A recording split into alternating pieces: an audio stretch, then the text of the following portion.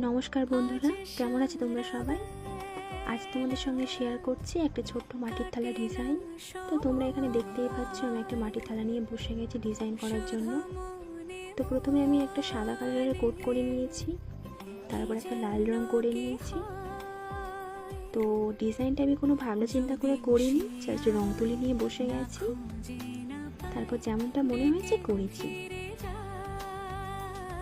তো পুরো ডিজাইনটা তোমরা এখানে দেখতে থাকো, কেমন হয়েছে আমাকে অবশ্যই জানিও।